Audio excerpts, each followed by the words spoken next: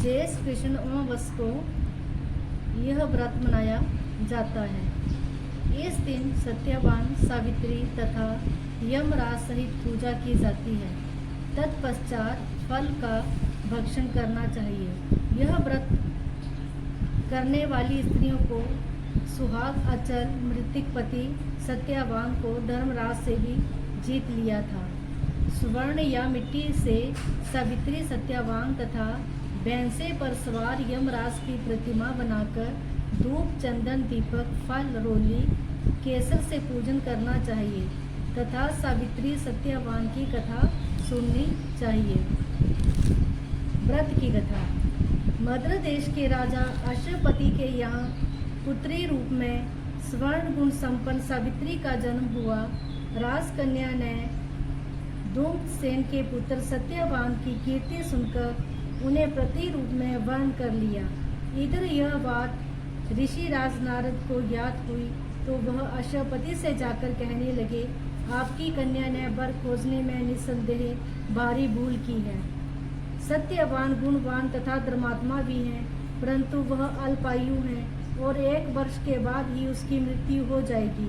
नारद की ये बात सुनते ही राजा अश्वपति का चेहरा विवर्ण हो गया।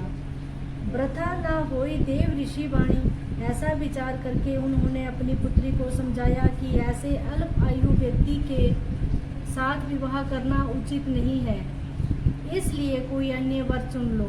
इस वर्ष सावित्री बोली, पिताजी, आर्य कन्याएं अपना पति एक बार ही वर्ण करती हैं, राजा एक बार आज्ञा देता है, पंडित एक बार ही प्रतिज्ञा करते हैं तथा कन्यादान भी एक बार ही किया जाता है।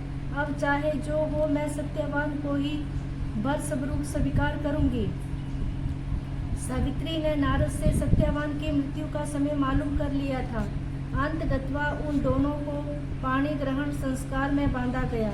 वह ससुराल पहुँचते ही सास ससुर की सेवा में रात दिन रहने लगी।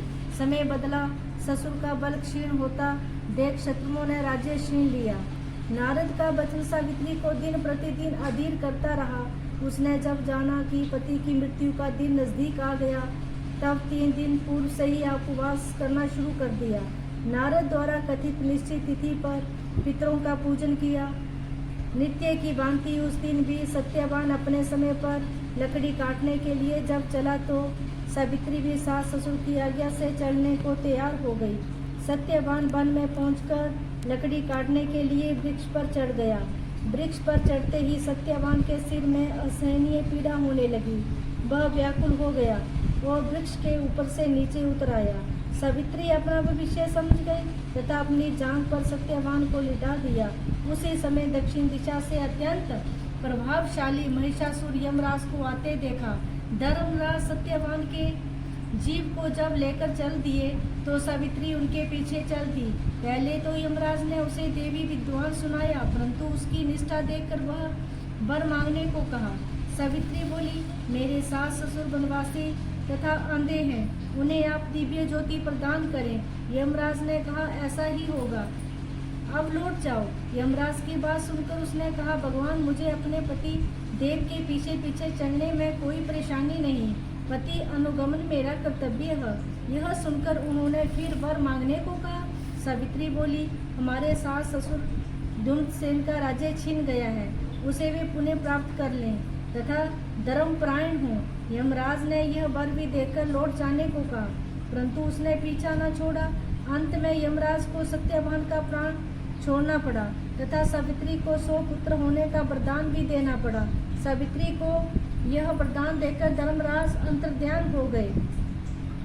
इस प्रकार सावित्री उस बट वृक्ष के नीचे आई जहाँ पति का मृत शरीर पड़ा था। ईश्वर की अनुकंपा से उसने जीवन संचार हुआ तथा सत्यवान उठकर बैठ गए। दोनों हर्ष से प्रेम आलिंगन करके राजधानी की ओर गए तथा माता पिता को भी दिव्य ज्योति वाला पाया। इस प्रकार सावित्री सत्यवान चिरकाल तक राज्य सुख भोगते रहे। यह व्रत सुहागिन स्त्रियों को करना चाहिए। जय माता दी।